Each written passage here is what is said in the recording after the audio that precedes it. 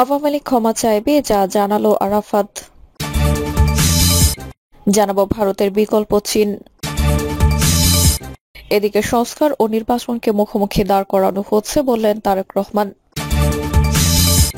সেনাপ্রধানের ভাবমূর্তি ক্ষুণ্ণ, জাতির জন্য ভালো হবে না বললেন বিএনপি নেতা অ্যানি। এবং সর্বশেষে জানাবো যারা ইনক্লুসিভ নির্বাচনের কথা বলেন তারা 14, 18 ও 24-এ কোথায় ছিলেন বললেন হাসনাত আব্দুল্লাহ। এতক্ষণ শুনলেন সংবাদ শিরোনাম, এবারে বিস্তারিত। আওয়ামী লীগ ক্ষমা চাইবে, যা জানালো আরাফাত। গেল বছর 5 আগস্ট ছাত্র জনতার গণ অভ্যুত্থানে ক্ষমতাচ্যুত আওয়ামী লীগ সরকার এবং দলটির ভবিষ্যৎ নেতৃত্ব নিয়ে সম্প্রতি একটি আন্তর্জাতিক গণমাধ্যমে মুখ খুলেছেন পলাতক সাবেক তথ্য প্রতিমন্ত্রী মোহাম্মদ আরাফাত। যেখানে আরাফাত জানিয়েছেন অন্তর্বর্তী সরকারের প্রধান উপদেষ্টা ডক্টর মোহাম্মদ ইউনূসের নেতৃত্বে কোনো নির্বাচনে অংশ নেবে না আওয়ামী লীগ। জুলাই গণহত্যার ব্যাপারে আওয়ামী লীগ জাতির কাছে ক্ষমা চাইবে কিনা প্রশ্নের জবাবে মোহাম্মদ আরাফাত বলেন, 5 আগস্টের পর যত হত্যাকাণ্ড ঘটেছে সেগুলোর পর কি তারা ক্ষমা চাইবে? তোফাজ্জল, মাসুদ ও রাজীব হত্যাকাণ্ডের জন্য কি তারা ক্ষমা চাইবে? আমি এর আগেও বলেছি, আমরা ক্ষমতায় থাকার সময় যে ঘটনাই হয়েছে তার একটা দায় আমাদের আছে, কারণ আমরা সরকারে ছিলাম। এই দায় আমরা স্বীকার করেছি। কিন্তু তিনি বলেন, আওয়ামী লীগ এটাকে জুলাই আগস্টের গণহত্যা একটি বিচার প্রক্রিয়ায় আনার চেষ্টা করছিল। আমরা একটি কমিশন গঠন করেছিলাম। 5 আগস্ট পর্যন্ত হত্যাকাণ্ডের বিচারও তো তারা করছে না, তারা এটাকে পলিটিক্যালি ব্যবহার করছে। এটা তো বিচার করতে হবে। আজকে কেন গণহারে মামলা হচ্ছে? তারা এটাকে ব্যবহার করে আওয়ামী লীগের উপর দমন পীড়ন করছে। এর অবজেক্টিভ হলো আওয়ামী লীগকে শেষ করা, যেটা সম্ভব না। এরা কোনো বিচার করছে না, বিচার করলে আওয়ামী লীগই করত। উল্লেখ্য, প্রধান উপদেষ্টা অধ্যাপক মোহাম্মদ ইউনূস বৃহস্পতিবার জানান, আওয়ামী লীগ নিষিদ্ধের কোনো পরিকল্পনা অন্তর্বর্তী সরকারের নেই। তার এই বক্তব্যের পর ব্যাপক বিতর্ক শুরু হয়েছে। এই বক্তব্যে নিন্দা জানিয়েছে নতুন দল জাতীয় নাগরিক পার্টি। ভারতের বিকল্প চীন। প্রতিবেশী দেশ ভারতের সঙ্গে বিগত সরকারের সুসম্পর্ক থাকলে 5 আগস্টের পরে রাজনৈতিক, বাণিজ্যিক এবং কূটনৈতিকভাবে দেশটির সঙ্গে দিনে দিনে দূরত্ব বেড়েই চলেছে। সর্বশেষ বিমস্টেক সম্মেলনে দুটি দেশের সরকার প্রধান একসঙ্গে বৈঠকের আশায় বুক বাঁধলেও শেষ আশা গুড়ে বালি। ভারতের প্রধানমন্ত্রীর পক্ষ থেকে অনীহা প্রকাশ করা হচ্ছে, বাংলাদেশের সঙ্গে কোনো বৈঠকে বসবেন না তিনি। এদিকে যতদিন যাচ্ছে চীনের সঙ্গে বর্তমান সরকারের সম্পর্ক বেড়েই চলেছে। বেড়েছে বাণিজ্যিক সম্পর্ক। প্রধান উপদেষ্টা সম্পর্ক আরো জোরালো করতে আগামী 26 মার্চ চীন সফরে যাচ্ছেন।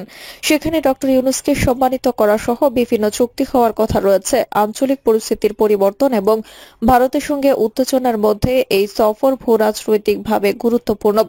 বাংলাদেশ ও চীনের সঙ্গে বাণিজ্য সম্পর্ক জোরদার, চীনা বিনিয়োগ আকর্ষণ এবং স্বাস্থ্য সেবা, শিক্ষা ও পানি ব্যবস্থাপনা সহ বিভিন্ন ক্ষেত্রে সহযোগিতা বাড়াতে আগ্রহী। সম্প্রতি গণমাধ্যমকে পররাষ্ট্র উপদেষ্টা মোহাম্মদ তৌহিদ হোসেন বলেন, আমাদের প্রধান লক্ষ্য বেইজিং এর সঙ্গে বন্ধুত্বপূর্ণ সম্পর্ক আরো উচ্চতর পর্যায়ে নিয়ে যাওয়া, বিশেষ করে অর্থনৈতিক সহযোগিতা বাড়ানোর মাধ্যমে।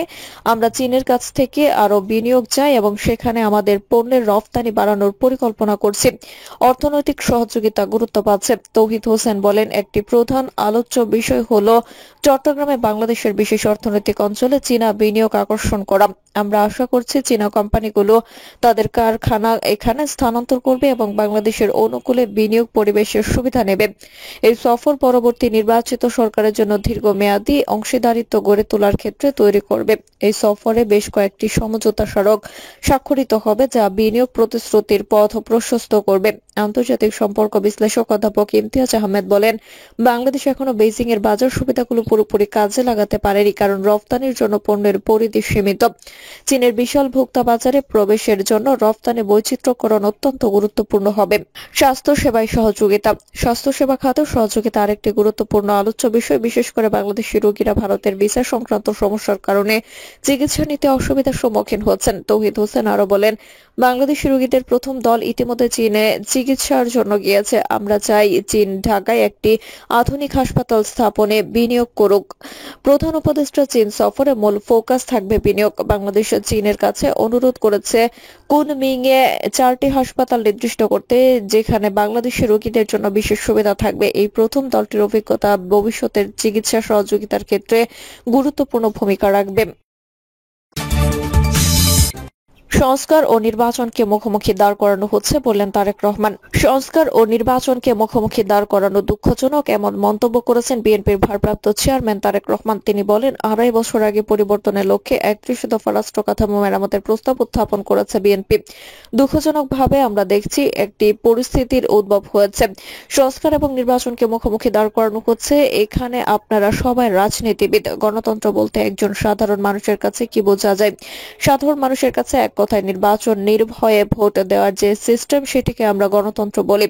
রাজধানী মালিবাগের স্কাই সিটি হোটেলে এই ইফতার মাহফিল আয়োজন করা হয়। এতে ফেসিবাদ বিরোধী রাজনৈতিক দলগুলোর নেতারা অংশ নেন। তারেক রহমান বলেন, কেউ কেউ বলেছেন যে সংস্কার শেষ হবে তারপরে নির্বাচন হবে। আমি ব্যক্তিগতভাবে বিশ্বাস করি, যেটা শেষ হয়ে যায় সেটা তো সংস্কার হতে পারে না।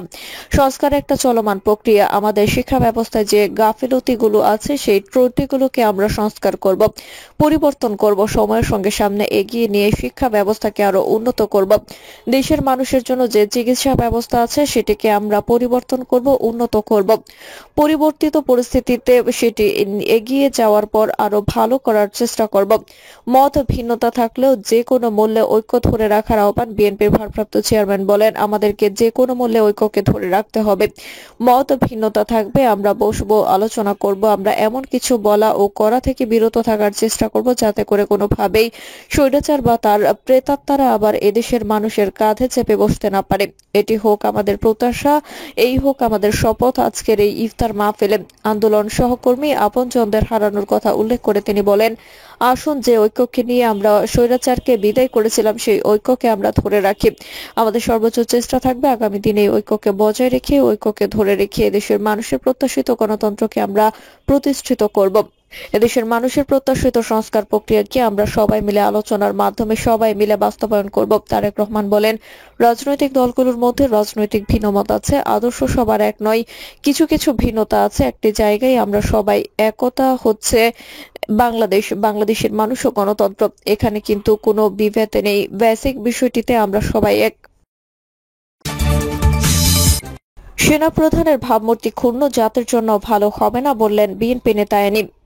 বিএনপি যুগ্ম মহাসচিব শহীদউদ্দিন চৌধুরী আনি বলেছেন, সেনাপ্রধানকে বিতর্কিত করার কোনো সুযোগ নেই, বিতর্কিত না করাটাই ভালো, দেশের জন্য ভালো। উনি ওনার জায়গায় আছে, ওনার জায়গায় থাকবে, কিন্তু কিছু কিছু বিতর্ক ছড়িয়ে পড়েছে।